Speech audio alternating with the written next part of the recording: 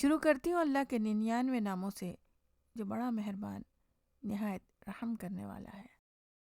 شاہ بلیغ الدین صاحب رحمۃ اللہ علیہ کی کتاب روشنی کے باب سوم اصول و احکام کی حکایت دین کا ستون لے کر شین نوشین حاضر خدمت ہے۔ السلام علیکم ورحمۃ اللہ وبرکاتہ۔ رات ہوئی، عشاء کی نماز کا وقت آیا، رکوع و سجود ہوتے رہے، حتیٰ کہ نمازی نے ایک موقع پر دوگانہ ادا کرنے کے لیے نیت باندھی۔ خیال تھا کہ اب یہ دوگانہ ختم ہوگا، اب ختم ہوگا، لیکن نماز تھی کہ ختم ہونے ہی میں نہ آتی تھی۔ 2 رکعتوں میں ساری رات گزر گئی۔ یہ مولانا جلال الدین رومی رحمۃ اللہ علیہ تھے۔ اس شوق عبادت کو کیا کہیے، یہ حال صرف انہی کا نہیں، بہت سے اللہ کے نیک بندوں کا تھا۔ سورہ مزمل کی ابتدائی آیات نازل ہوئیں تو مسلمانوں کو حکم ملا کہ رات کو نمازیں پڑھا کرو۔ صحابہ کرام راتوں کو اٹھ اٹھ کر نمازیں پڑھنے لگے۔ حضور اکرم صلی اللہ علیہ وسلم کا یہ حال ہوتا کہ مسلسل اور مستقل رکوع و سجود کی وجہ سے آپ کے پیر سوج جاتے۔ صحابہ کرام دیکھتے کہ اللہ کے آخری نبی عبادت میں کس درجہ استغراق رکھتے ہیں تو خود بھی رات رات بھر جاگ کر نمازیں پڑھتے۔ یہ اسلام کے بالکل ابتدائی دور کی بات ہے۔ پھر تو اللہ تعالیٰ نے بڑا کرم مسلمانوں پر کیا، حکم دیا کہ آسانی سے جتنی عبادت ہو سکے کرو۔ پھر معراج کے موقع پر صرف 5 نمازیں فرض ہوئیں۔ نماز دین کا ستون ہے۔ اگر ستون جمع ہوا ہے تو عمارت باقی ہے، اگر ستون گر گیا تو عمارت کہاں ٹھہر سکتی ہے؟ جو نماز نہیں پڑھتے وہ مسلمان باقی بھی نہیں رہتے۔ اس میں شبہ ہے۔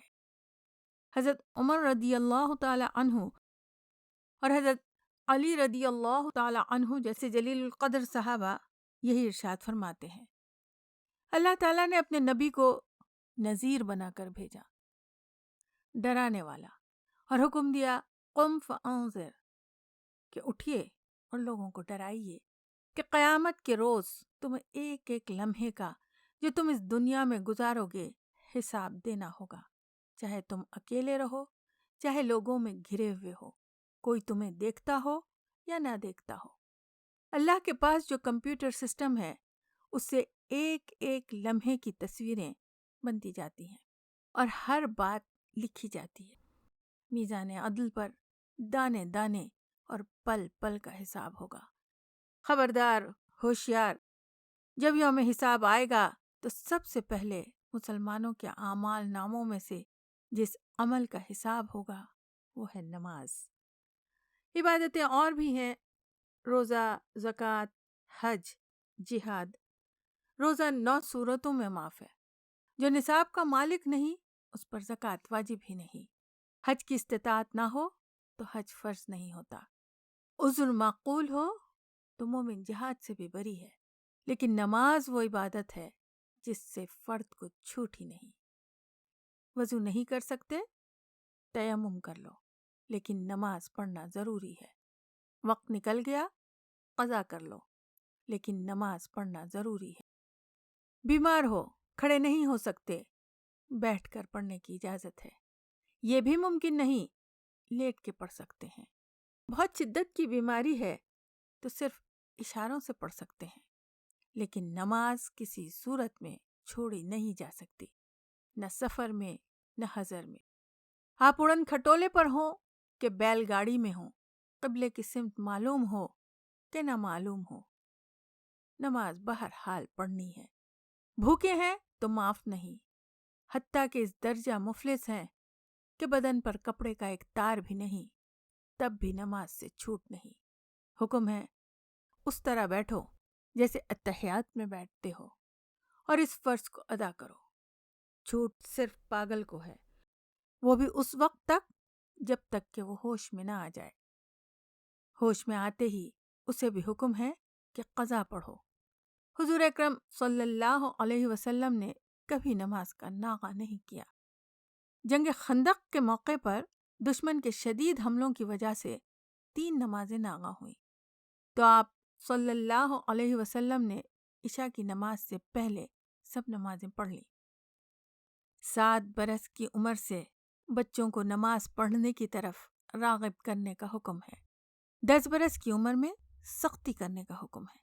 نماز ہی وہ عبادت ہے جس میں بندہ خدا سے قریب تر ہو جاتا ہے۔ حضرت ثابت بن نانی کو نماز بڑی محبوب تھی۔ بار بار اللہ رب العزت سے دعا مانگا کرتے کہ یا الہی، اگر تو کسی کو قبر میں نماز پڑھنے کی اجازت دے تو یہ سعادت میری قسمت میں لکھ کہ میں اپنی قبر میں نماز پڑھوں۔ حضرت اویس قرنی عشق نبوی صلی اللہ علیہ وسلم میں سرشار تھے۔ ارشاد نبوی تھا، نماز میری آنکھوں کی ٹھنڈک ہے، تو یہی ٹھنڈک ان کا مطلوب بن گئی تھی۔ حال یہ تھا کہ کبھی ساری رات رکوع میں گزارتے، کہتے یہ رکوع کی رات تھی۔ کبھی ساری رات سجدے میں گزرتی، کہتے یہ سجدے کی رات تھی۔ ساری زندگی یہی معمول بندھا رہا۔ حضرت قاسم بن محمد کہتے ہیں کہ میرا معمول تھا کہ صبح میں اپنی محترم پھپھی ام المومنین حضرت عائشہ رضی اللہ تعالی عنہا کی خدمت میں حاضر ہوتا اور سلام کرتا۔ ایک روز جو گیا تو دیکھا کہ آپ چاشت کی نماز پڑھ رہی ہیں اور اس میں یہ آیت پڑھ رہی ہیں، فمن اللہ علینا ووقانا عذاب السموم۔ مطلب ہے اللہ نے ہم پر بڑا احسان کیا اور ہم کو عذاب دوزخ سے بچا لیا۔ میں نے دیکھا کہ آپ یہ آیت پڑھتی جاتی ہیں اور مسلسل رو رہی ہیں۔ میں چپ چاپ کھڑا رہا کہ وہ نماز سے فارغ ہوں تو سلام کروں، لیکن وہاں تو آنسوؤں کا تار بندھا تھا۔ میں کھڑے کھڑے تھک گیا تو بازار چلا گیا۔ دیر گئے بازار میں کام ختم ہوا تو پھر ان کی خدمت میں پہنچا، مگر دیکھا کہ وہ اسی طرح یاد خدا میں مصروف تھی۔ روض الریاحین میں ہے کہ حضرت عمر رضی اللہ تعالی عنہ کو ایک مرتبہ عصر کی نماز با جماعت نہ ملی۔ وہ سخت متاسف ہوئے۔ انہوں نے سوچا کہ اپنے نفس کو اس کی کچھ سزا دینا چاہیے۔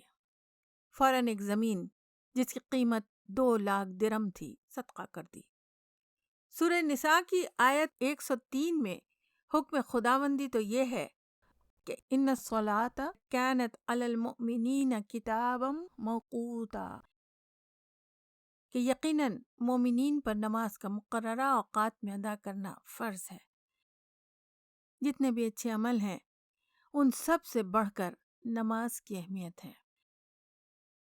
صحیح مسلم میں امام الانبیاء صلی اللہ علیہ وسلم کے ایک ارشاد کا مطلب ہے کہ نماز فرق کرتی ہے مومن میں اور مشرک و کافر میں۔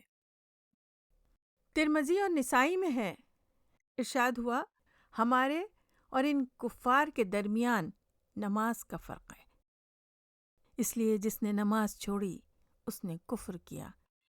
حکم ہے جو نماز چھوڑ دے اس سے جہاد کرو۔